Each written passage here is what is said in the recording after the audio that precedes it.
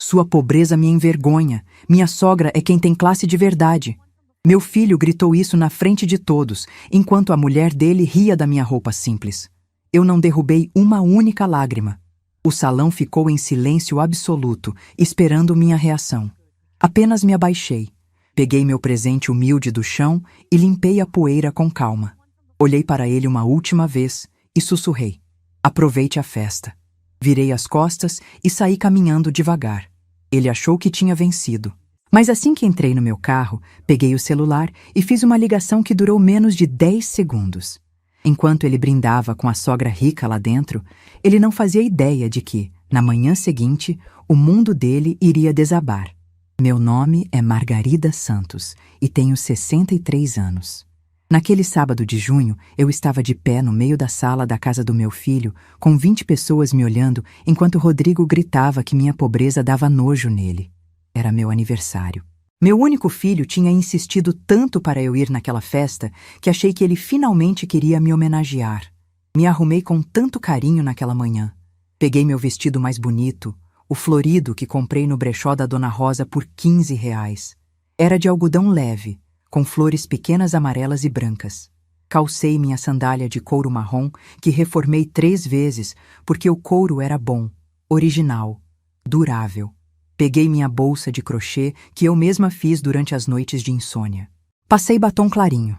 Prendi o cabelo num coque simples. Me olhei no espelho e pensei: estou apresentável.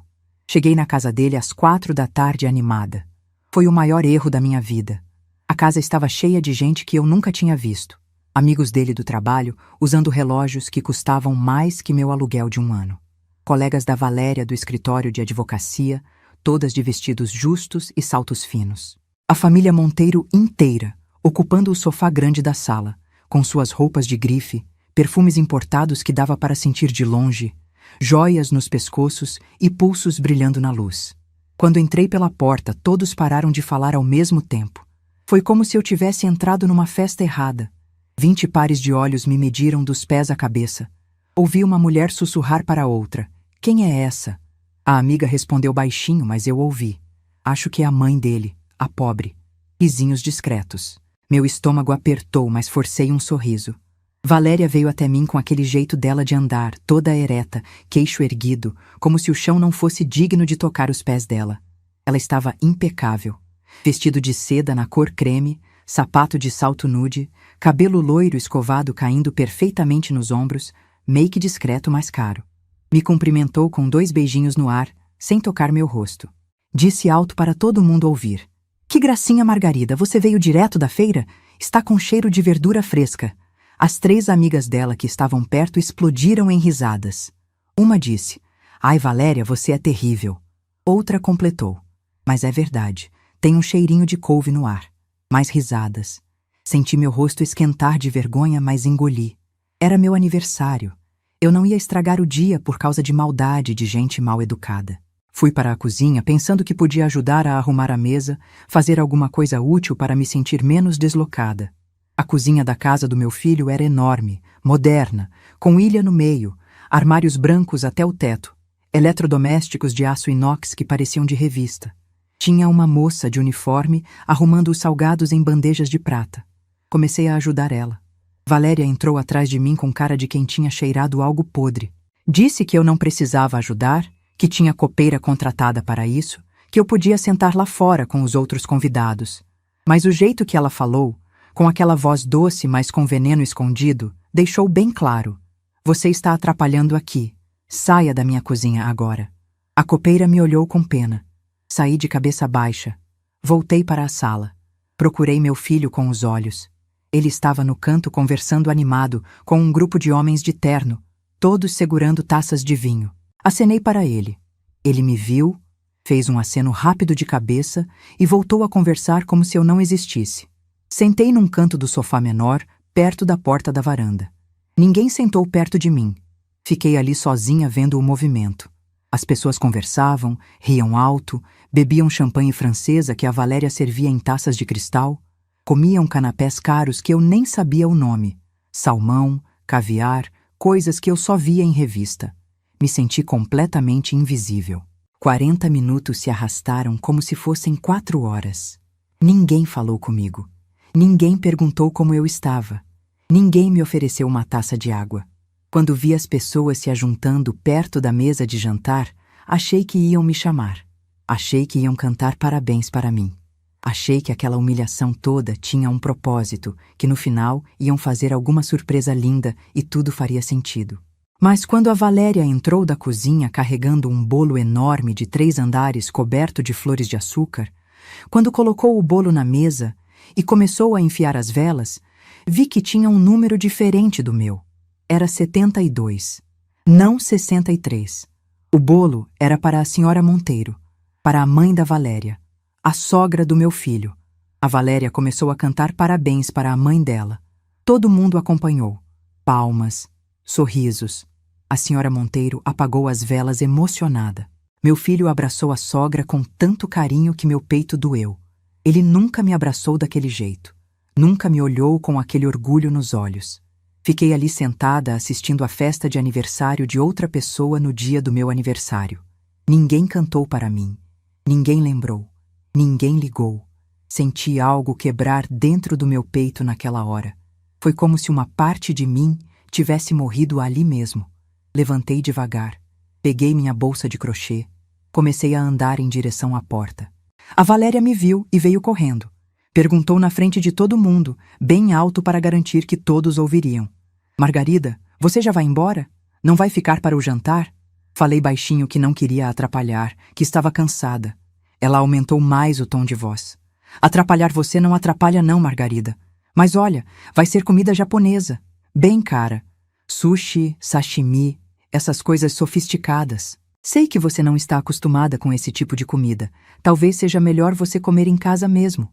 Algo mais simples, sabe? Mais do seu costume. A senhora Monteiro estava perto e ouviu tudo. Ela se aproximou também, com aquele jeito de rainha que ela tem, toda imponente. Completou com voz doce, mas firme. É verdade, minha querida. Comida de gente simples é diferente, né? Você pode até passar mal comendo comida japonesa se não está acostumada. Melhor você ir para casa mesmo. Comer sua comidinha de sempre. As amigas da Valéria que estavam ao redor começaram a rir. Não era risada alta, era aquela risada baixinha, escondida atrás da mão, mas que machuca mais que grito. Senti lágrimas queimarem meus olhos, mas pisquei rápido para segurar. Não ia dar o gosto de me ver chorar. Foi quando meu filho se aproximou. Finalmente, pensei. Finalmente ele vai me defender. Finalmente vai mandar essa gente calar a boca. Mas quando olhei para os olhos dele, vi algo que nunca tinha visto antes. Era nojo, nojo mesmo. Como se ele estivesse olhando para algo sujo, repugnante. Ele disse: Mãe, a Valéria está certíssima. Você desafina no meio dessa gente. Olha só como você está vestida. Parece uma pedinte. Parece que catou roupa do lixo. Sua pobreza me dá vergonha. Me dá vergonha mesmo. Eu tenho amigos importantes aqui, gente influente, e você aparece parecendo uma mendiga. Ele respirou fundo e continuou. A mãe da Valéria, a senhora Monteiro, essa sim é uma mulher de verdade. Tem classe, tem educação, tem dinheiro, tem refinamento. Sabe se vestir, sabe conversar, sabe se comportar em sociedade. Você nunca vai chegar nem perto do que ela é. Nunca. Para de me envergonhar e vai embora, mãe. Vai embora antes que você estrague mais ainda minha reputação na frente dos meus amigos.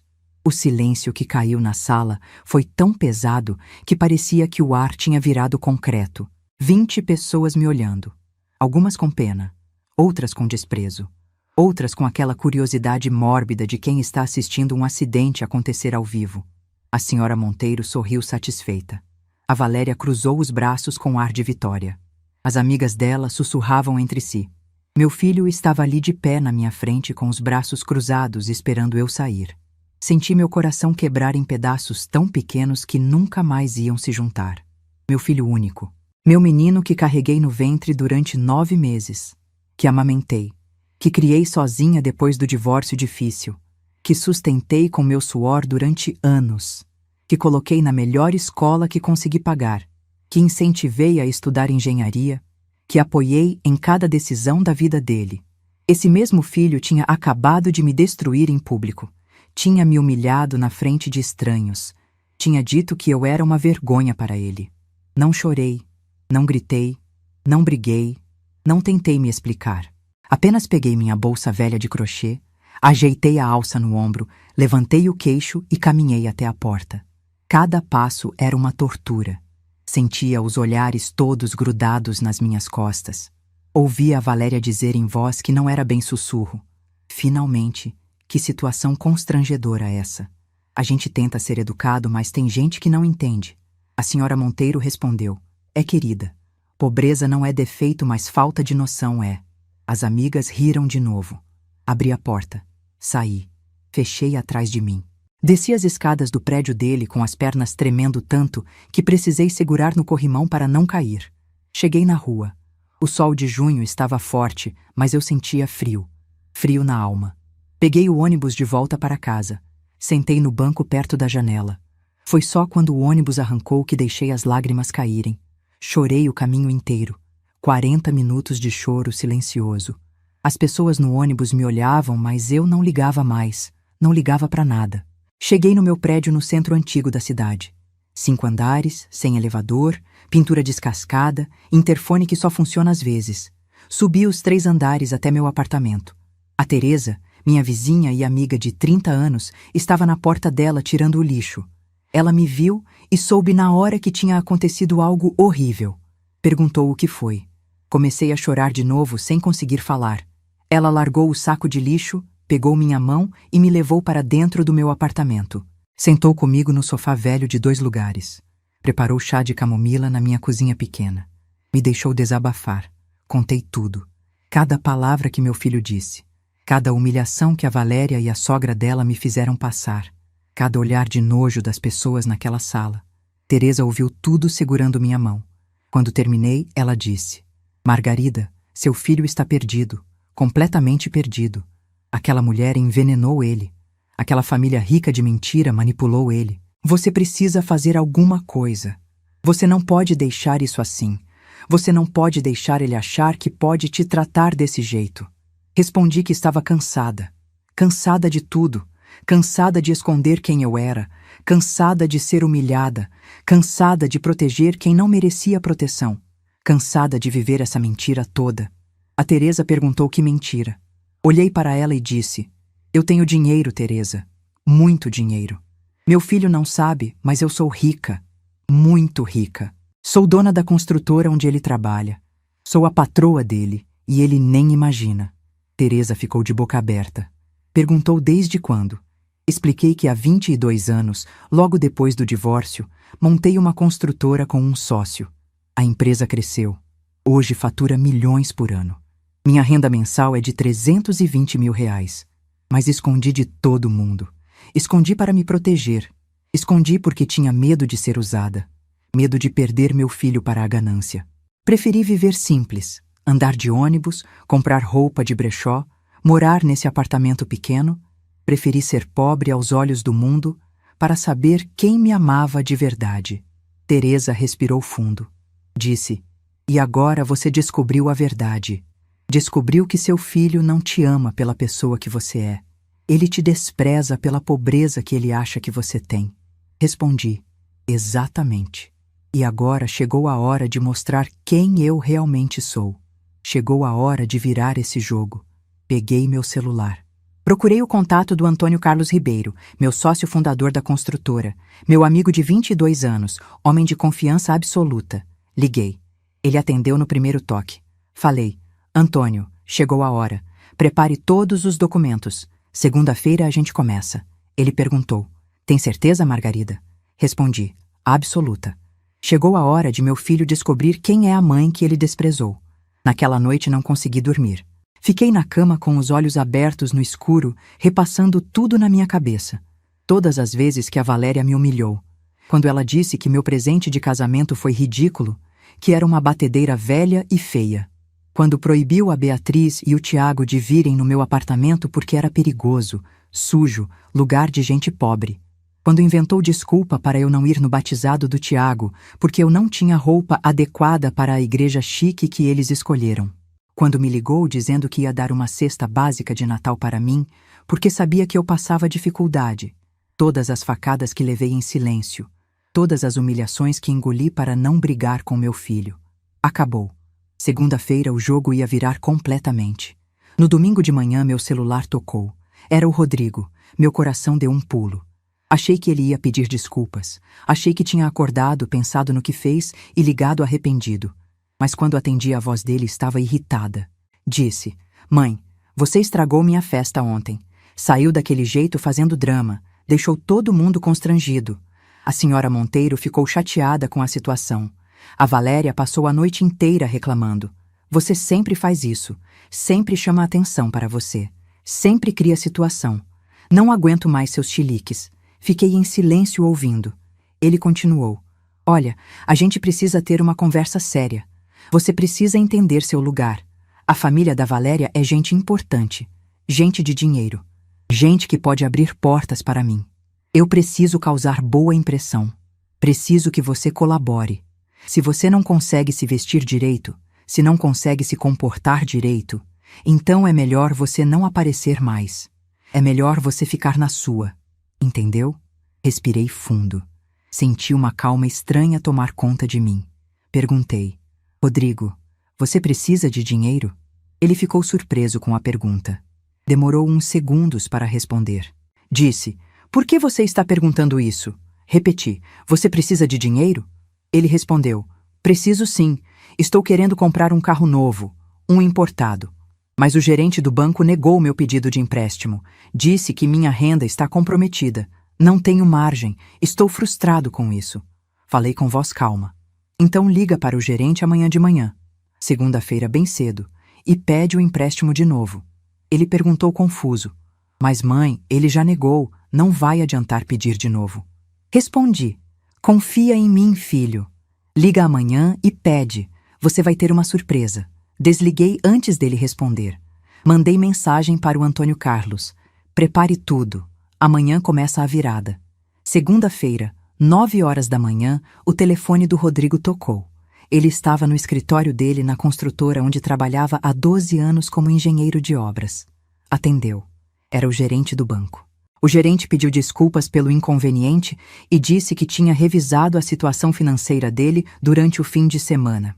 Explicou que havia um erro no sistema, que, na verdade, o Rodrigo tinha margem de crédito bem maior do que o sistema mostrava, que poderia aprovar empréstimo de até R$ 500 mil. Meu filho ficou completamente confuso. Perguntou: "Mas como assim? Na sexta você negou 120 mil e agora está aprovando 500 mil? O que mudou?" O gerente respondeu: "Mudou que descobrimos uma informação importante no seu cadastro. Sua mãe, a senhora Margarida Santos, é a acionista majoritária da construtora Santos Empreendimentos, onde você trabalha. Ela controla 82% das ações da empresa. Você é filho da dona. Isso muda completamente sua análise de crédito. Tecnicamente, você trabalha para sua mãe há 12 anos sem saber." O Rodrigo ficou mudo. Não conseguiu falar nada. O gerente perguntou se ele estava ouvindo. Meu filho desligou o telefone com a mão tremendo. Ele ligou imediatamente para o departamento de recursos humanos da construtora. A moça do RH atendeu.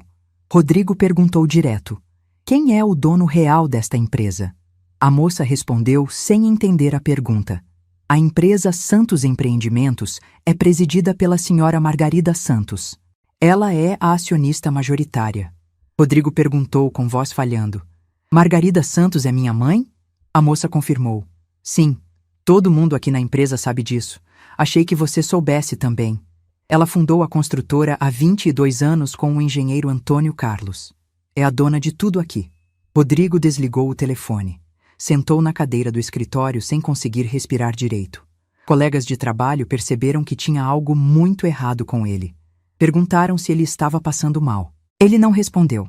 Levantou cambaleando, pegou a chave do carro, saiu correndo do prédio comercial, entrou no carro e veio direto para o meu apartamento. Dirigiu feito louco. Passou o sinal vermelho. Quase bateu 2 vezes. Chegou aqui em 20 minutos.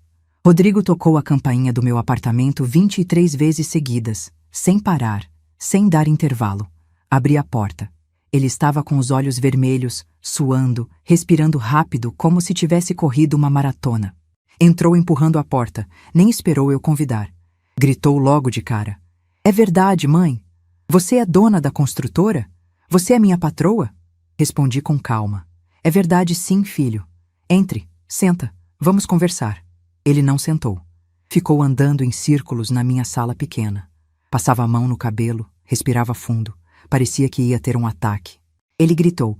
Por quanto tempo? Por quanto tempo você escondeu isso de mim? Por que você mentiu? Como você conseguiu construir uma empresa e eu nunca soube? Sentei no sofá. Indiquei a poltrona para ele. Falei, filho, senta por favor. Isso é uma conversa longa. Ele sentou na beirada da poltrona, corpo todo tenso, mãos tremendo. Comecei a contar a história toda desde o começo. Expliquei que quando me divorciei do pai dele há 18 anos, não fiquei com nada. Absolutamente nada. Ele era advogado influente, conhecia juízes, manipulou todo o processo. Levou a casa que a gente morava. Levou o carro. Levou as economias que tínhamos no banco. Sobrou para mim só este apartamento velho aqui no centro, que era a herança da minha mãe.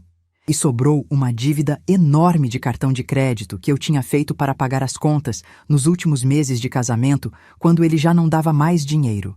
Fiquei sozinha com você que tinha 5 anos, um apartamento velho e uma dívida de R$ 38 mil. Trabalhei como secretária numa empresa de contabilidade.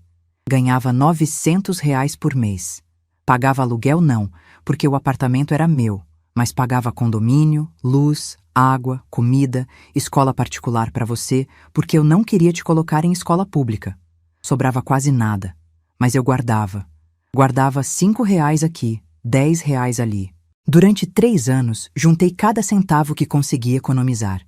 Cortei tudo. Não comprava roupa nova. Não ia no cabeleireiro. Não comia fora. Cozinhava arroz e feijão e fazia durar a semana inteira. Você lembra que a gente sempre comia a mesma coisa? Era porque era o que dava para comprar. Em 3 anos juntei R$ 17.400. Parecia pouco, mas para mim era uma fortuna. Foi quando conheci o Antônio Carlos numa palestra sobre empreendedorismo que teve no Senac. Ele era engenheiro civil desempregado de 48 anos. Tinha perdido o emprego quando a construtora onde trabalhava faliu. Ele tinha conhecimento técnico imenso, tinha experiência de 20 anos construindo prédios, mas não tinha capital para abrir empresa própria. A gente conversou depois da palestra. Descobrimos que éramos parecidos. Ele tinha conhecimento e eu tinha um pouco de dinheiro. Decidimos nos juntar. Abrimos a construtora Santos Empreendimentos em fevereiro, há 22 anos. Alugamos uma sala comercial pequena de 30 metros quadrados. Compramos 2 computadores usados, uma impressora, material de escritório básico. Sobrou R$ 5 mil no caixa. Eu cuidava da parte administrativa. Orçamentos, contratos, cobrança, pagamento de fornecedores, contabilidade. O Antônio Carlos cuidava da engenharia. Projetos, obras, contratação de pedreiros, compra de material de construção. A gente trabalhava 14 horas por dia, 7 dias por semana, sem folga, sem descanso.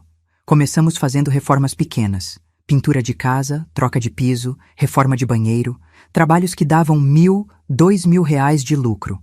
Mas a gente era honesto, entregava no prazo, fazia com qualidade. Os clientes começaram a indicar. Em 6 meses já tínhamos fila de espera. Em 1 ano conseguimos pegar obra maior. Construção de sobrado de 3 quartos. Lucro de R$ 22 mil. Reinvestimos tudo na empresa. Compramos equipamentos melhores. Contratamos 3 funcionários. Alugamos sala maior. Em 5 anos, já estávamos construindo pequenos condomínios, prédios de 4 andares, casas em loteamento popular. Participávamos de licitações públicas para obras pequenas. Ganhamos algumas. O faturamento cresceu. Contratamos mais funcionários. Abrimos escritório maior. Compramos caminhão, betoneira, equipamentos profissionais. Éramos conhecidos na cidade como construtora séria, que entregava obra em dia, com qualidade, sem enrolação. Em 10 anos já tínhamos contratos com a prefeitura. Obras públicas grandes, escolas, postos de saúde, conjuntos habitacionais. O faturamento explodiu. Contratamos engenheiros, arquitetos, mestres de obras, administrativo completo. Mudamos para a sede própria, prédio comercial de 3 andares. A empresa cresceu tanto que precisei me dedicar tempo integral. Larguei o emprego de secretária. Virei empresária de verdade. O Antônio Carlos virou engenheiro-chefe. A gente se completava perfeitamente. Ele com conhecimento técnico e eu com visão de negócios. Hoje a construtora tem 230 funcionários. Fatura R$ 8.400.000 por ano. Tem 23 projetos em andamento. Construímos condomínios de médio e alto padrão. Prédios comerciais, obras públicas, loteamentos completos. Somos a 3ª maior construtora da região de Ribeirão Preto. Sou acionista majoritária. 82% das ações são minhas. Antônio Carlos tem 18%. Minha renda mensal líquida, depois de impostos e reinvestimentos, é de R$ 320 mil. Todo mês, esse dinheiro cai na minha conta. Rodrigo estava branco. Completamente branco. Perguntou com voz sumida. E por que você sempre escondeu isso? Por que viveu como pobre? Por que nunca me contou? Expliquei. Porque eu tinha medo, filho. Muito medo. Medo de ser usada por causa do dinheiro. Medo de você crescer mimado, achando que tudo era fácil. Medo de você se casar com alguém interesseira que só queria meu patrimônio. Preferi esconder. Preferi viver simples. Preferi que você pensasse que eu era pobre para saber se você me amava de verdade. Ele perguntou sobre o emprego dele na construtora. Expliquei que quando ele se formou em engenharia civil há 12 anos, eu pedi um favor para o Antônio Carlos. Pedi para contratar você como engenheiro júnior, mas com uma condição absoluta, segredo total. Ninguém podia contar que eu era a dona. Queria que você crescesse profissionalmente pelo seu próprio mérito. Queria ver você se desenvolver, assumir responsabilidades, progredir na carreira sem saber que era filho da patroa. O Antônio Carlos concordou. Contratou você. Te deu projetos desafiadores. Te avaliou com rigor. Você cresceu bem. Virou engenheiro sênior por competência real. O salário dele de R$ 18.400 por mês vinha tecnicamente do meu bolso porque eu era dona da empresa, mas ele achava que era fruto do trabalho dele. O plano de saúde executivo que cobria ele, a Valéria e os meninos custava R$ 4.800 por mês e era pago pela empresa. O carro que ele usava, um sedã importado que custou R$ 120 mil, foi financiado através de convênio da empresa com desconto em folha. A casa onde ele morava, o condomínio fechado no Jardim Recreio, foi presente de casamento que dei há 5 anos. R$ 280 mil à vista. A escritura estava no nome dele, mas o dinheiro saiu da minha conta pessoal. Ele vivia bem, muito bem, confortável. Viajava com a família todo ano. Comia em restaurante caro, comprava roupa de marca. Os meninos estudavam em escola particular excelente. Ele tinha tudo, mas nunca soube que era eu quem sustentava aquela vida toda. Achava que era esforço próprio. Achava que tinha conquistado tudo sozinho. Mentira. Tudo, cada tijolo, cada centavo, cada conquista, vinha de mim. Da velha pobre que ele desprezou no aniversário. Rodrigo começou a chorar. Não era choro discreto. Era choro convulsivo, desesperado. Ele colocou as 2 mãos no rosto e soluçou alto. Perguntou entre lágrimas. Mãe, por que você mora aqui então? Por que anda de ônibus? Por que usa roupa velha? Se você tem todo esse dinheiro, por que vive como se não tivesse nada?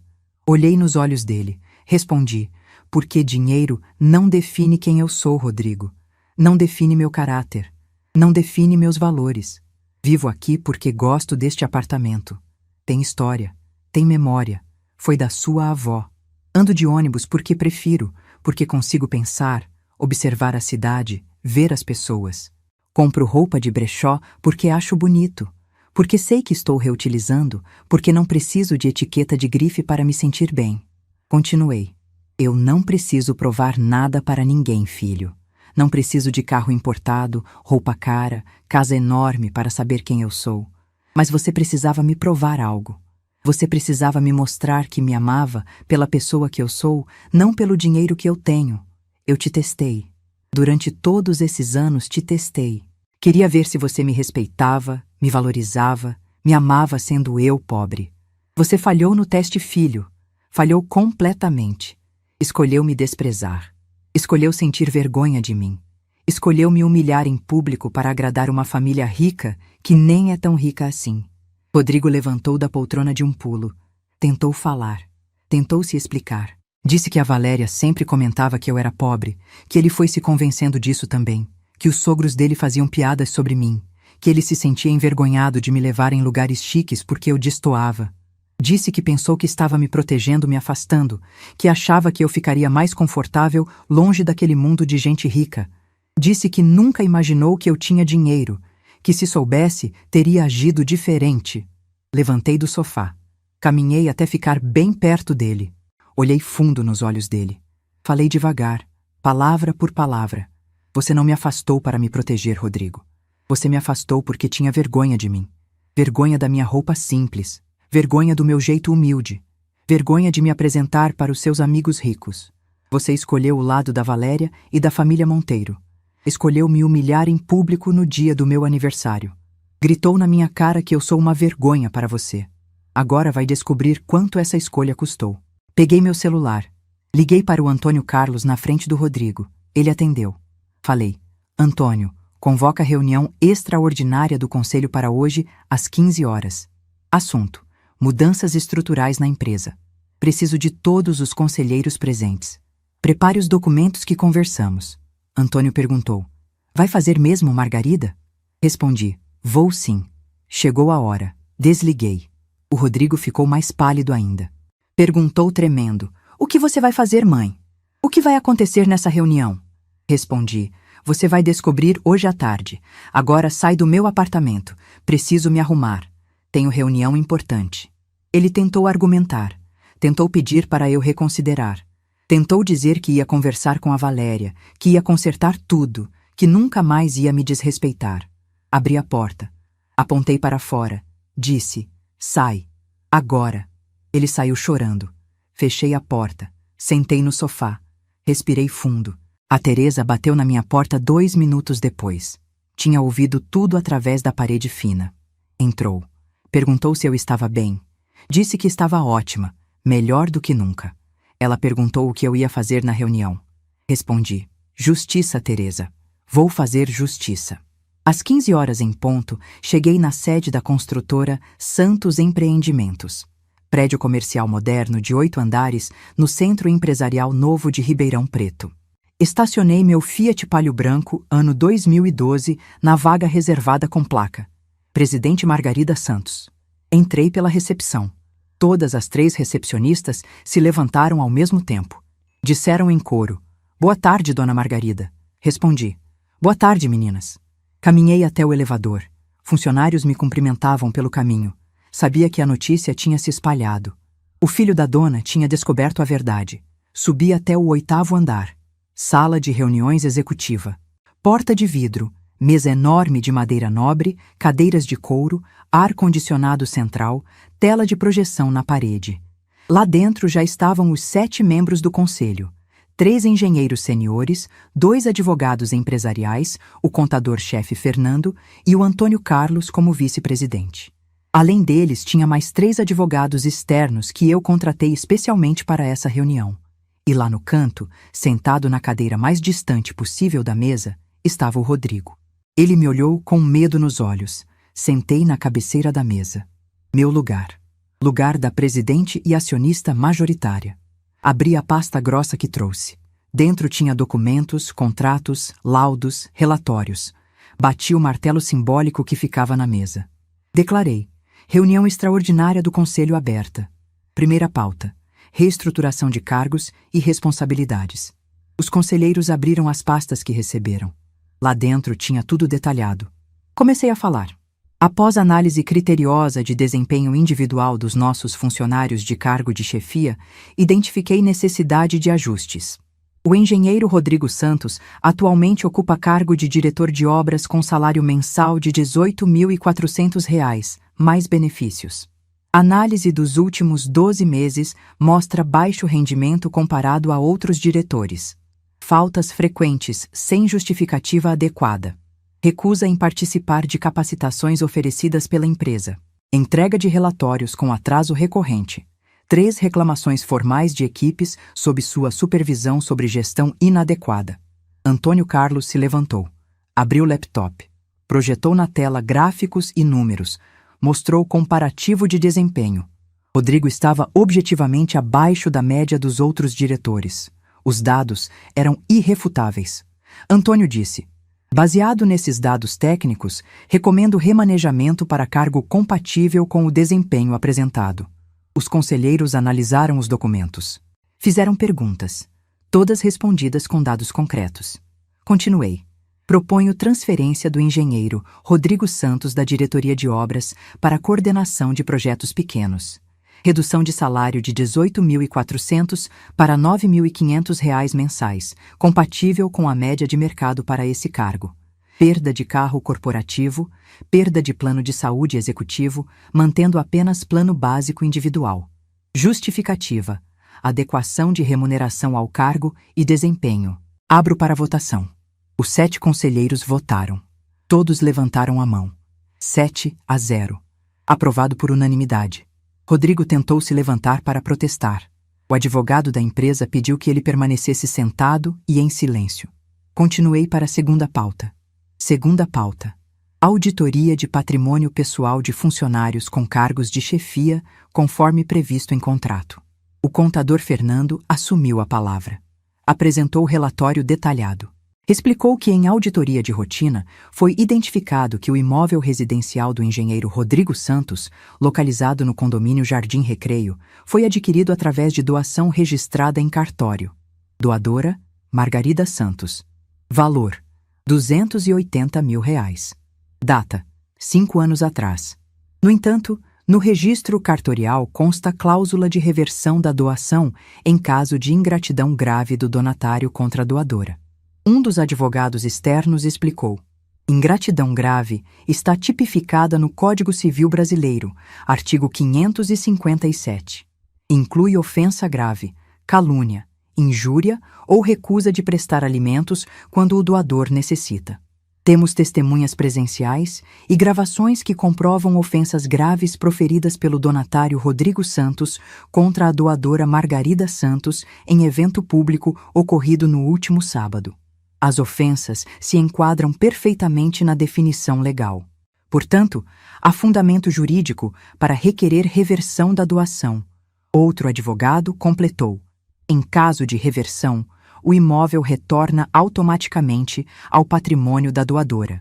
O donatário perde direito de propriedade e deve desocupar imóvel em prazo determinado judicialmente, geralmente 30 dias. Rodrigo ficou branco como papel. Tentou falar. Foi silenciado novamente. Terceira pauta: revisão de benefícios corporativos e adequação à legislação trabalhista.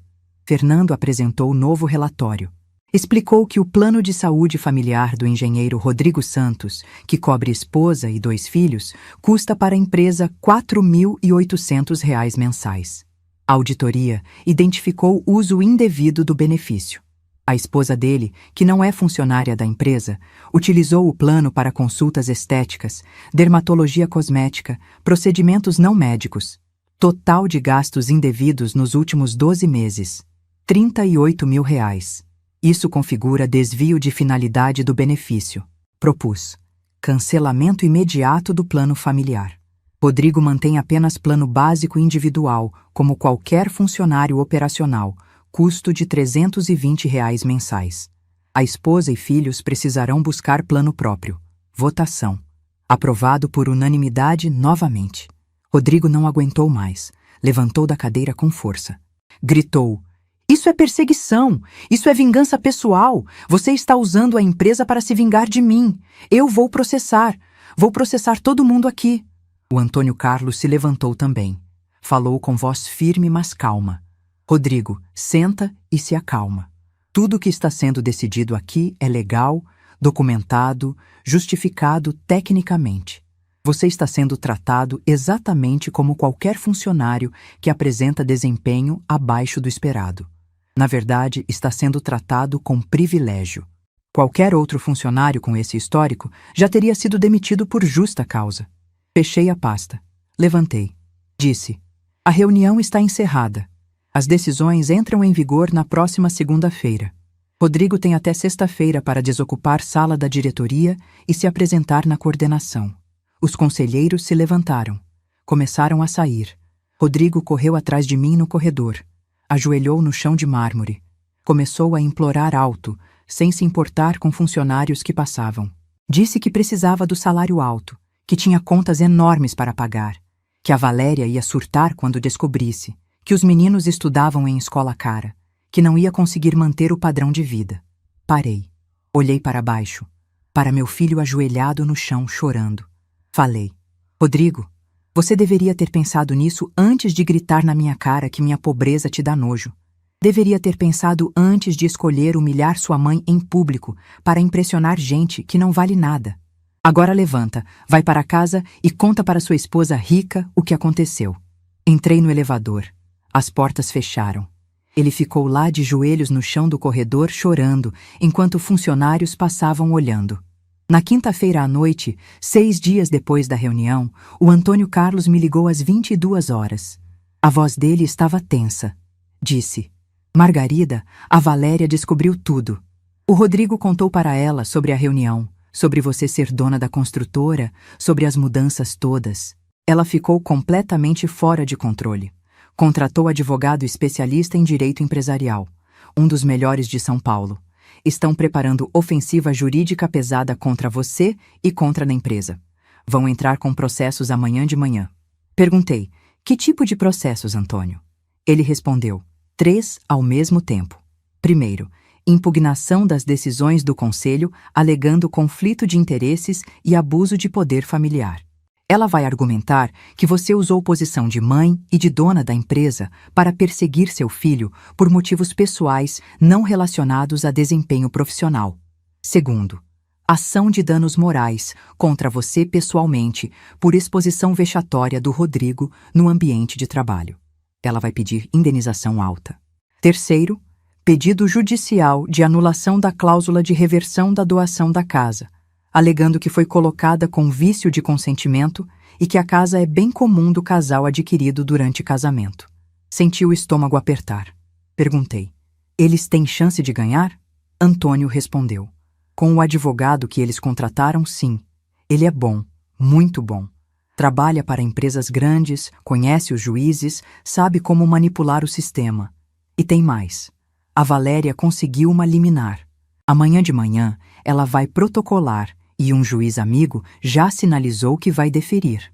A liminar vai suspender todas as mudanças na empresa até a análise definitiva do caso. Rodrigo vai voltar ao cargo de diretor com salário integral e vai bloquear qualquer movimentação sua relacionada à casa dele. Você perdeu a primeira batalha, Margarida. Desliguei o telefone sentindo meu coração acelerar. Não era medo, era raiva. Raiva de estar sendo atacada desse jeito. Raiva de estar perdendo o controle da situação. Raiva de ter subestimado a Valéria. Liguei de volta para o Antônio. Disse: prepara os advogados. Amanhã de manhã, antes dela protocolar os processos, nós protocolamos representação na OAB contra o advogado dela. Preciso de você investigando esse homem imediatamente. Antônio perguntou: acha que vai achar algo? Respondi: Valéria não contrataria um advogado assim à toa. Tem conexão pessoal. Descobre qual é. Na sexta de manhã, a liminar saiu. O juiz deferiu tudo o que a Valéria pediu. Rodrigo voltou ao cargo de diretor com salário integral. Os benefícios foram restaurados. E minha movimentação sobre a casa foi bloqueada. Recebi a notificação às 9 da manhã. Às 9h15, a Valéria ligou para Antônio Carlos. Ela estava triunfante. Disse que ia destruir minha reputação, que ia acabar com minha empresa, que ia me processar até eu ficar sem nada. Antônio gravou a ligação toda, mas a Valéria foi além. Ela organizou reunião com a família Monteiro inteira e montou campanha de destruição sistemática. Ligou pessoalmente para os 5 maiores clientes da construtora. Disse que eu era empresária inescrupulosa, que perseguia o próprio filho, que a empresa estava com problemas graves de gestão, que tinha um processo judicial enorme correndo. Sugeriu que procurassem outras construtoras mais sérias, mais confiáveis. Em 3 dias perdemos 2 contratos enormes. Um condomínio de 20 apartamentos que faturaria 900 mil. E uma reforma de prédio comercial que faturaria 500 mil. Prejuízo total de R$ 1.400.000. O contador Fernando veio até minha casa numa terça à noite. Trouxe notícia pior ainda. Disse que a auditoria interna descobriu vazamento de informações confidenciais. Alguém de dentro da empresa estava copiando propostas comerciais, planilhas de custo, estratégias de licitação. E estava entregando tudo para empresas concorrentes. Resultado? Perdemos 4 licitações públicas seguidas. Os concorrentes sabiam exatamente quanto íamos ofertar. Sabiam nossa margem de lucro. Entravam com valores milimetricamente menores. Fernando disse: o vazamento vem da diretoria. Só alguém com acesso privilegiado conseguiria essas informações. Perguntei: é o Rodrigo? Fernando confirmou: não temos prova concreta, mas todos os indícios apontam para ele. Ele tem acesso completo aos sistemas. Depois da reunião, onde foi rebaixado, ele ficou revoltado. A Valéria provavelmente mandou ele sabotar. Estamos tentando rastrear, mas ele é esperto. Apaga rastros. Na quinta-feira, a senhora Monteiro, sogra do meu filho, partiu para a guerra também. Ela tinha contatos políticos fortes em Ribeirão Preto. Família tradicional, conhecia vereadores, deputados estaduais, secretários municipais. Começou campanha silenciosa de difamação. Sussurrava para pessoas influentes que minha empresa tinha problemas trabalhistas graves, que não pagava fornecedores em dia, que entregava obras com defeitos estruturais, que tinha processo na Justiça do Trabalho. Tudo mentira. Tudo inventado. Mas funcionou. A prefeitura abriu 3 processos administrativos investigando contratos antigos. Auditores municipais apareceram na empresa toda semana. Pediam documentos, faziam perguntas, criavam dificuldades. Queriam encontrar irregularidade. Não encontraram nada, porque sempre fizemos tudo correto. Mas o processo de auditoria em si já prejudicava. Clientes ficavam com medo. Fornecedores desconfiavam. Funcionários ficavam inseguros. Era assédio institucional para me quebrar psicologicamente e financeiramente. Mas o golpe mais baixo de todos veio pelos meus netos. A Valéria, numa terça à tarde, proibiu a Beatriz e o Tiago de falarem comigo. Trocou o número de celular das crianças. Bloqueou meu contato no telefone deles. Inventou para meus netinhos que eu era vovó má. Disse que eu queria destruir o papai deles. Que eu só pensava em dinheiro. Que eu não amava eles de verdade. A Beatriz, que sempre foi grudada em mim, que passava fins de semana inteiros no meu apartamento, tentou me ligar escondido do orelhão da escola. Atendi sem saber quem era. Ouvi a vozinha dela chorando. Ela disse entre soluços: vovó, a mamãe falou que você é má. Falou que você quer tirar a casa da gente. Falou que você não gosta mais de mim e do Tiago. Isso é verdade, vovó? Eu fiz alguma coisa errada? Por que você não vem mais buscar a gente na escola? Por que você sumiu? Meu coração despedaçou em 1000 pedaços. Expliquei para ela que eu amava ela e o irmãozinho mais que tudo no mundo, que nunca ia fazer mal ao papai dela, que era tudo mal entendido de adulto. Mas ela continuou chorando. Disse que a mãe dela proibiu de falar comigo, que se a Valéria descobrisse aquela ligação, ela ia ficar de castigo. Desligou com medo. Naquela noite, chorei pela primeira vez em muitos anos. Chorei sozinha no meu apartamento pequeno. Chorei de raiva, de tristeza, de impotência. Liguei para a Teresa de madrugada. Ela veio de pijama mesmo. Subiu os 3 andares correndo. Me encontrou sentada no chão da sala, abraçada nos joelhos, chorando. Ela sentou no chão do meu lado. Me abraçou. Deixou eu chorar no ombro dela. Quando parei de chorar, disse: Teresa, eu não aguento mais. Não aguento ser atacada de todos os lados. Perdi contratos, perdi dinheiro, perdi respeito, perdi meus netos. Talvez seja melhor desistir de tudo. Vender a empresa, pegar o dinheiro e sumir, ir para outra cidade, recomeçar longe daqui. Teresa me segurou pelos ombros. Olhou fundo nos meus olhos. Disse: Margarida Santos, me escuta bem. Você sobreviveu a um casamento abusivo de 15 anos. Sobreviveu a um divórcio que te deixou sem nada. Reconstruiu sua vida sozinha, com criança pequena. Criou um império do zero. Você é a mulher mais forte que eu conheço. Não vai ser uma nora metida e um filho covarde que vão te derrotar. Levanta dessa bosta de chão, limpa esse rosto e revida com tudo que você tem. Mostra para eles quem você realmente é. As palavras dela me acordaram, me fizeram lembrar de quem eu sou. No dia seguinte voltei ao escritório do Antônio Carlos com outro ânimo. Ele estava me esperando com expressão séria. Disse: Margarida, guardei uma informação explosiva. Não queria usar porque é muito pesado, muito destrutivo. Mas depois de tudo que fizeram com você, depois de roubarem seus contratos, sabotarem sua empresa e afastarem seus netos, chegou a hora de jogar a carta final. Abriu pasta confidencial grossa em cima da mesa. Dentro tinha relatório de investigação particular de 140 páginas. Antônio explicou. 3 semanas atrás, quando você pediu, contratei detetive particular de São Paulo, um dos melhores. Pedi para ele investigar a fundo a Valéria Monteiro e a família dela. Queria saber se tinha podres escondidos. O que ele descobriu é absolutamente devastador. Antônio começou a folhear o relatório. Primeira bomba. A família Monteiro não é rica. Não mais. A fortuna que eles tinham acabou há exatos 5 anos. O pai da Valéria, empresário do ramo de importação, faliu. Perdeu tudo. Empresa fechou, dívidas acumularam.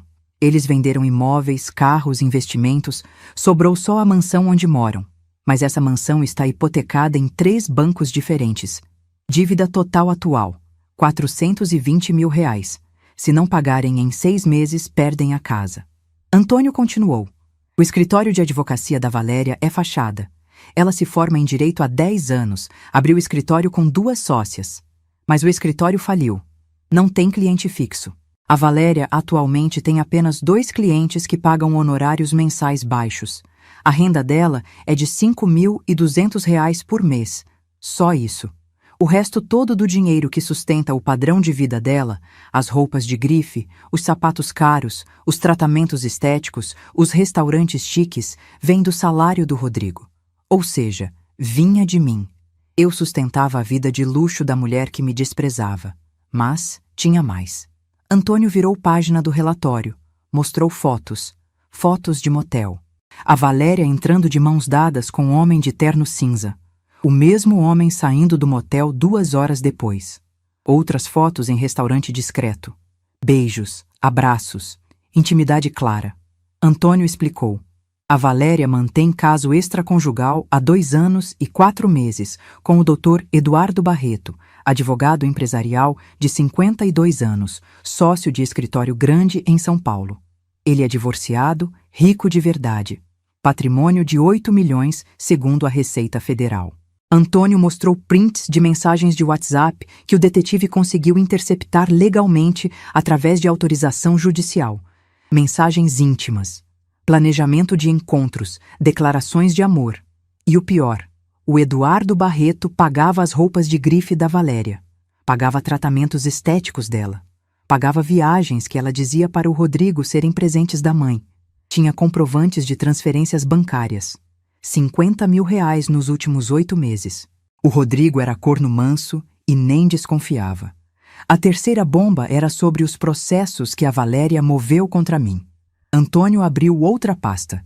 Disse: o advogado que ela contratou para te processar é o próprio Eduardo Barreto, o amante dela. Ele está usando informações privilegiadas que conseguiu através do relacionamento pessoal deles para montar estratégia processual contra você. Isso é quebra de ética profissional gravíssima. Conflito de interesses. Ele pode ser cassado pela OAB. Perder licença para advogar. Antônio tinha mais. 4ª bomba. Nos arquivos antigos da construtora, escavando contratos de 8 anos atrás, ele encontrou algo surpreendente. A construtora Santos Empreendimentos fez reforma completa na mansão da família Monteiro. Obra grande. Ampliação, piscina nova, paisagismo, acabamento de luxo. Contrato de R$ 700 mil. A família pagou apenas metade, 350 mil. Ficaram devendo 350 mil que nunca quitaram. O contrato estava lá, assinado, reconhecido em cartório, com cláusula de juros e correção monetária. A dívida atual, corrigida, era de R$ 682 mil.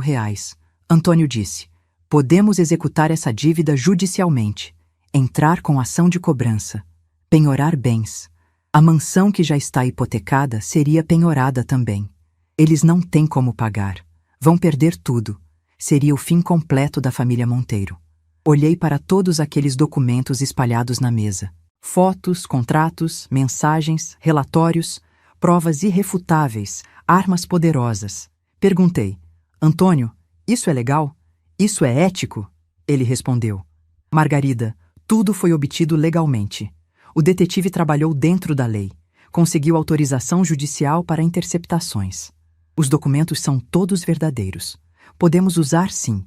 A questão é: você quer usar? Porque se usar, vai destruir completamente a vida deles. Não vai sobrar nada. Respirei fundo. Pensei nos meus netos chorando. Pensei nos contratos que perdi. Pensei na minha reputação sendo destruída. Pensei em tudo que me fizeram. Respondi: usa tudo, Antônio. Cada documento, cada foto, cada prova. Prepara ofensiva jurídica completa. Processa todos. A Valéria, o Eduardo, a família Monteiro, todos. Sem piedade, sem misericórdia. Eles declararam guerra. Agora vão conhecer destruição de verdade. Antônio reuniu equipe de 5 advogados. Trabalharam fim de semana inteiro preparando documentação. Na terça-feira de manhã, protocolamos simultaneamente 7 processos diferentes. Primeiro, representação na OAB contra Eduardo Barreto por conflito de interesses, quebra de ética profissional, uso indevido de informações privilegiadas.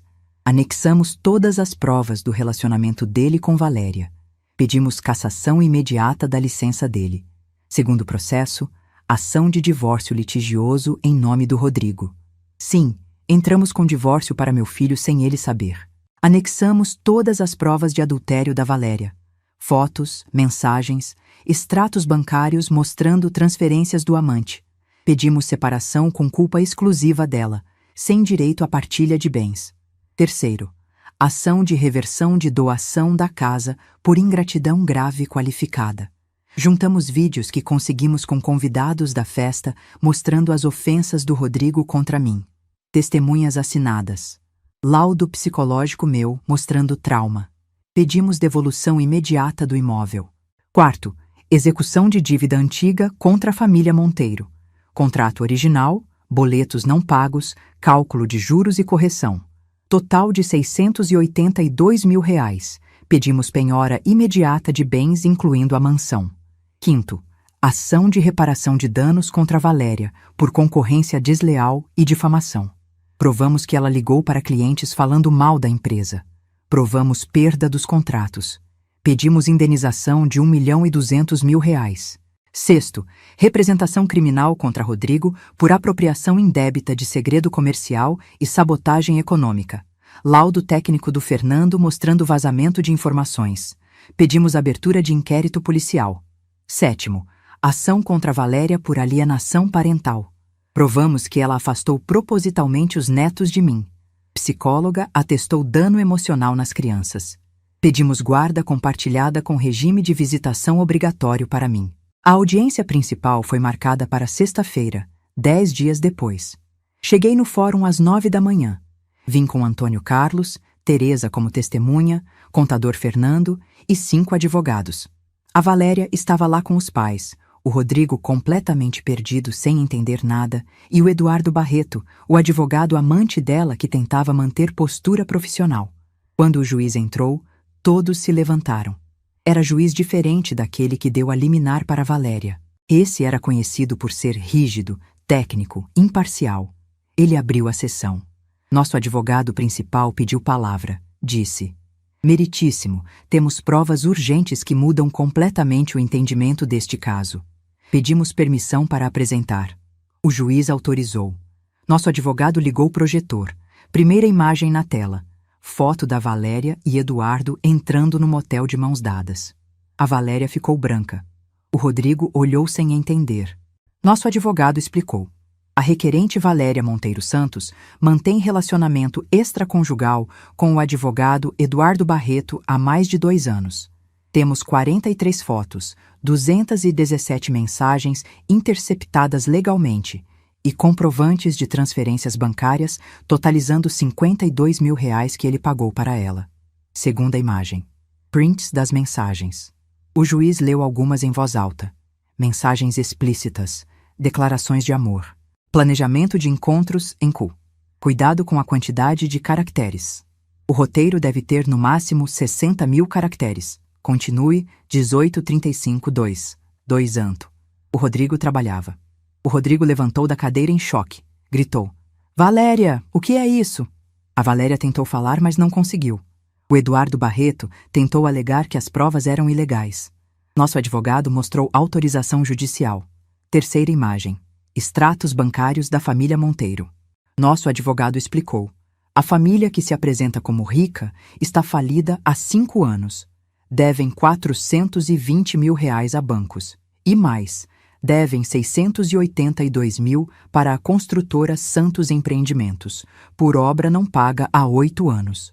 A senhora Monteiro começou a tremer. Tentou sair da sala. O oficial barrou. O juiz ouviu tudo em silêncio absoluto. Analisou documentos durante 20 minutos.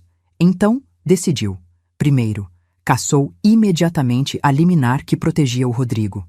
Segundo, deferiu reversão da doação da casa por ingratidão comprovada.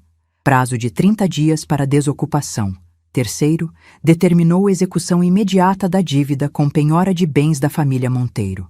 Quarto, concedeu divórcio litigioso com culpa exclusiva da Valéria. Partilha 0 para ela. Quinto, determinou investigação do Eduardo Barreto pela OAB. A família Monteiro perdeu tudo numa única audiência de 2 horas. A Valéria chorava desesperada. O Eduardo foi chamado para depor. Confirmou o relacionamento. Admitiu conflito de interesses. A OAB abriu processo disciplinar contra ele naquele mesmo dia. Ele perdeu a licença provisoriamente. O escritório dele começou a demitir funcionários. Clientes cancelaram contratos. Em 2 semanas, o escritório dele faliu completamente. 15 dias depois, o oficial de justiça chegou na casa do Rodrigo às 9 da manhã com mandado de despejo. Rodrigo e Valéria tiveram 2 horas para sair levando apenas roupas e objetos pessoais. Os móveis, eletrodomésticos, tudo ficou. Seria leiloado para pagar parte da dívida da família Monteiro. Vizinhos assistiram eles saindo com malas. A humilhação foi pública. Eles se mudaram para apartamento alugado de 40 metros quadrados na periferia. 2 quartos minúsculos, sala e cozinha integradas, banheiro pequeno, aluguel de R$ 1.200. Rodrigo perdeu o emprego na construtora por justa causa após confirmação da sabotagem. Ficou 7 meses desempregado, queimado no mercado. Ninguém queria contratar filho que traiu a própria mãe empresária. Conseguiu trabalho finalmente como desenhista técnico, ganhando R$ 3.200. A Valéria perdeu tudo de uma vez. Os 2 clientes do escritório sumiram. As amigas ricas a abandonaram. Ninguém atendia ligações dela. Ela engordou 20 quilos em 4 meses. Parou de fazer tratamentos estéticos. Cabelo loiro ficou com raiz escura aparecendo. Roupas de grife foram vendidas em brechó para pagar contas. Ela virou sombra do que era. A família Monteiro perdeu a mansão no leilão judicial. Foi arrematada por 800 mil. O dinheiro pagou a dívida com a construtora e parte das hipotecas. Eles se mudaram para a cidade pequena do interior, Cravinhos, vivendo de favor na casa de parentes. A senhora Monteiro, que era rainha da sociedade, virou dona de casa humilde. O senhor Monteiro tentou trabalhar, mas com 70 anos ninguém contratava. Mas algo aconteceu que nem eu esperava. A Daniela, ex-colega de faculdade do Rodrigo, que sempre foi apaixonada por ele, reapareceu. Ela tinha virado empresária bem-sucedida, dona de empresa de arquitetura. Ofereceu emprego melhor para o Rodrigo, salário de R$ 7.000. Ele aceitou. Com o tempo, eles se aproximaram. Daniela era tudo que Valéria não era. Humilde, trabalhadora, de origem simples, amorosa. O divórcio saiu. Rodrigo refez a vida com Daniela 2 anos depois. Vendi a casa que dei para meu filho por 450 mil. Comprei apartamento moderno de 3 quartos no meu prédio antigo, 2 andares acima do meu. Reformei tudo. Decorei um quarto para Beatriz, Outro para Tiago. A decisão judicial de guarda compartilhada saiu. Os netos voltaram para minha vida. Agora passam metade da semana comigo. Cozinho, brinco, levo na escola, amo intensamente. A construtora se recuperou forte. Ganhamos licitação de 15 milhões para construir conjunto habitacional de 200 casas. Contratamos mais 100 funcionários. Antônio Carlos virou vice-presidente oficial.